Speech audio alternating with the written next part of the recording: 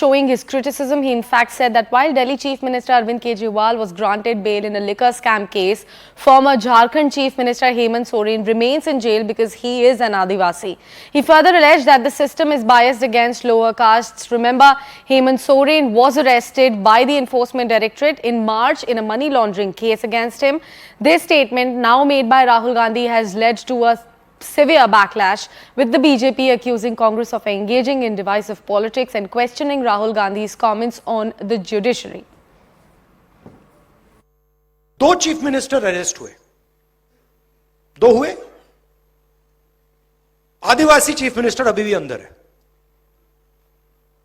अजीब सी बात है, इंटरेस्टिंग बात है। दो चीफ मिनिस्टर है, मतलब दो स्टेट्स ने इन लोगों को इलेक्ट किया है, और आदिवासी चीफ मिनिस्टर पहले जेल गया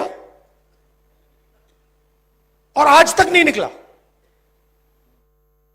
कांग्रेस के शहजादे राहुल गांधी, जिन्होंने अभी अभी स्वीकारा कि दादी मां, पिताजी और मम्मी जी के द्वारा चलाई गई सरकार लोअर कास्ट के खिलाफ अलाइंड होती थी, कोट अनकोट, अब ऐसे शहजादे जुडिशरी के ऊपर भी सवाल खड़े करने लग गए। वैसे तो शहजादे की फितरत और डीएनए में देश के संवैधानिक संस्थाओं पर, सेना के शौर्य पर, इलेक्शन कमीशन पर, जनता पर सवाल खड़े करने का और केवल अपने परिवार और खानदान को बेहतर बताने का एक पुराना उनकी आदत तो है ही, पर अब तो जुडिशरी पर सवाल उठाते हुए शहजादे कहते हैं जुडिशरी ने नॉन आदिवासी मुख्यमंत्री को तो राहत दे दी प्रचार की, और आदिवासी मुख्यमंत्री को जेल में ही रखा है।